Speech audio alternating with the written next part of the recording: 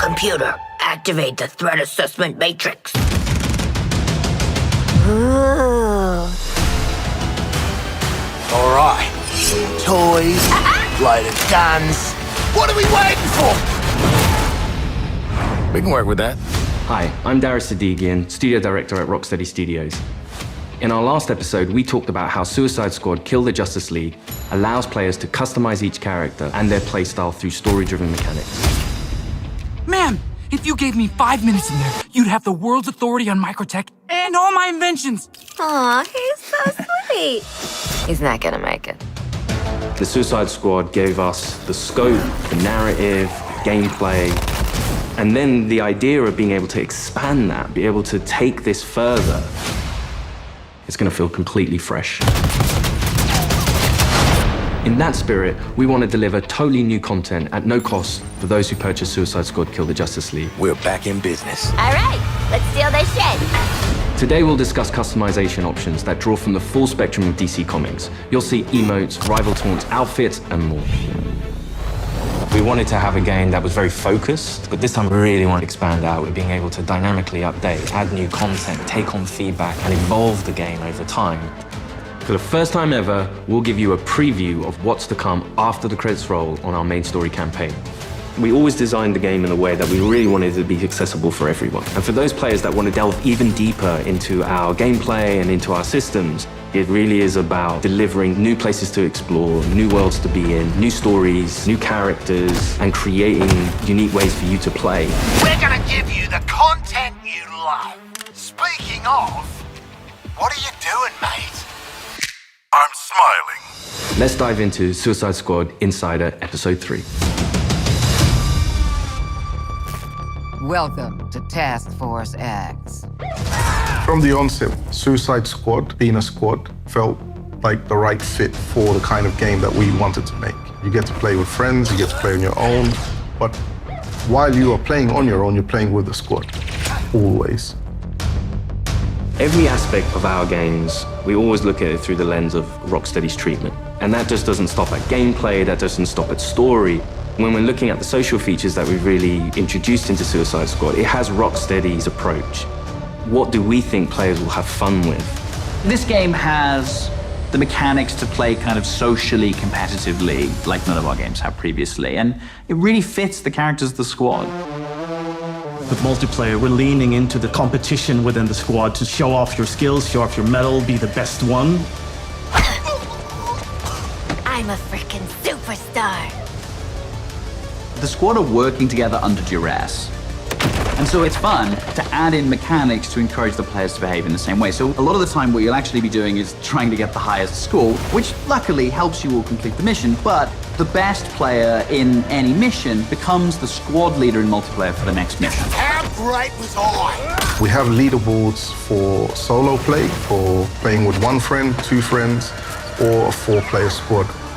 You're competing with everyone across the world. Cross-platform, it is the best of the best. Think you're hot shit on toast, but you're cold fart on bread.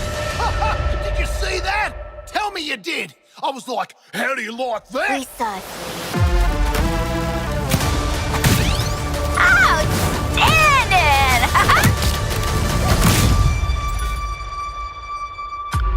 There's some really fun incentives for playing together as well as playing competitively. You can use the equipment that other players have equipped on their characters in your squad with the AI playing as the characters. And those players whose bots you use get rewards for you using those bots. And that's a really fun feature that I think the players will be incentivized because they'll get something out of doing too.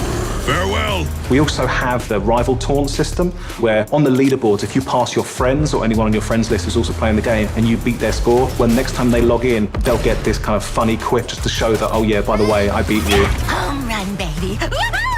You boot up the game, you're logging in, and then all of a sudden on your screen you get Boomerang giving you the finger. I think fans are going to have a great time with our remote system. Allowing players to kind of communicate in different ways, really in playful ways. As Rocksteady, as creators, this was another opportunity for us to really engage with our characters, extend the narrative through the players' choices with a very cinematic eye. Through the game, we offer many customization options and outfits to the player. You start off in the prison, you get your prison garbs, and then you evolve to the Task Force X outfits. Yeah, right.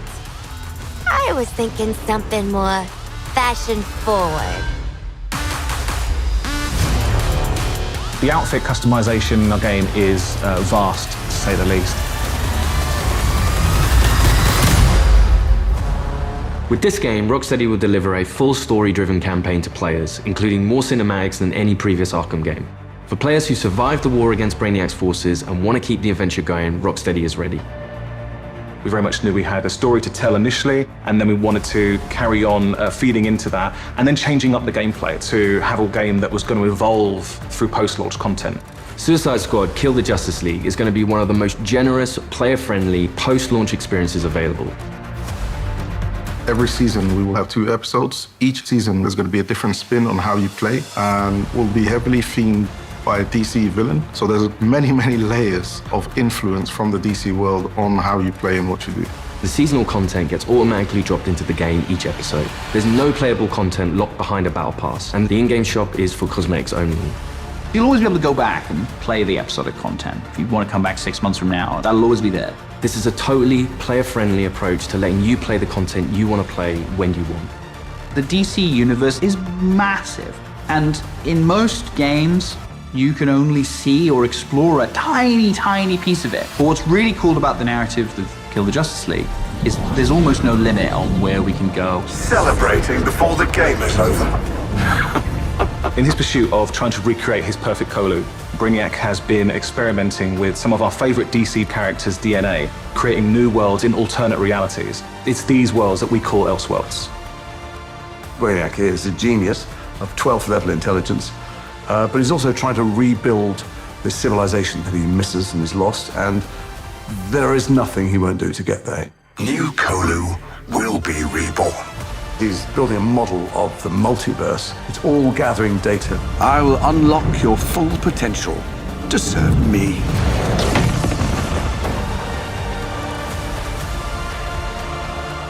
There's different versions of everybody in different universes, and their timelines have just diverged at some point. We've got lots of amazing characters coming up in seasonal play that I'm really excited for players to meet. And the Elseworld Principles gives us lots of flexibility and lots of room to put our own spin on them.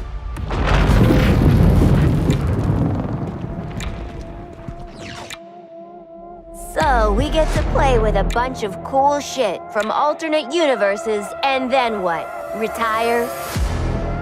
When Season 1 launches this March, you'll be able to unlock a new playable character for your squad, the Joker. At least buy me dinner first. The original Arkhamverse Joker has been dead for 5 years, but this is a new Elseworlds twist on the villain. He was part of the Suicide Squad in the Elseworld that he's from, which already shows that he's slightly more cooperative than the previous Joker we've had. But as you get used to him and actually play to him, you realize he's unhinged in a different way. Not only has he got to figure himself out, but he's figuring out his place in this new world and this new squad. He hadn't reached supervillain status before Brainiac invaded, so, he's still a bit less experienced. I think we've taken him back to the kind of more vaudeville roots of Joker. He's masking insecurities with traditional Joker behavior. But deep down, he's not sure who he is yet. Lock him up. Oh, making new friends after a move is always tough. As your mission expands deeper into the lore of the DC universe, this new version of the Joker will join your fight with his unique combat, traversal, and weaponry. His traversal is all based around a rocket-powered umbrella, which he can blast himself into the air, and then uses that to glide around, and then he can actually flip that down to grind along buildings, knocking enemies out of the way.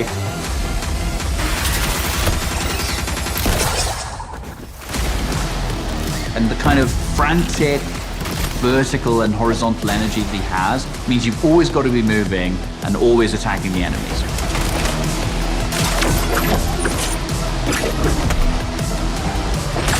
The Joker is only the first of the new squad recruits you could meet through the ongoing additions to our game.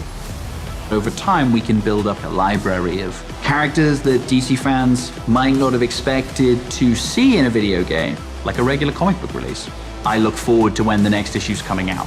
And in the same way, I hope people will look forward to the next episode from us. Whatever it is, I'm down. New environments, new characters, missions, challenges, gear, and more. All of this free content comes for players who own the game. We can't wait for you to see what the future holds. With Elseworlds, the possibilities are endless. How do you like that? Thanks for watching this series. We hope you'll join us for Suicide Squad Kill the Justice League, a third-person action shooter where some of the wildest villains of DC Comics join forces to save the world from its greatest heroes. No, that's mental. We're not doing that. God help us. Yeah. I think players are going to be surprised about the depth to which they can craft a character. It comes back to player choice and player freedom. Everything from melee strikes into gunplay, which you could then go into a traversal attack. All of the combat moves flow seamlessly into another.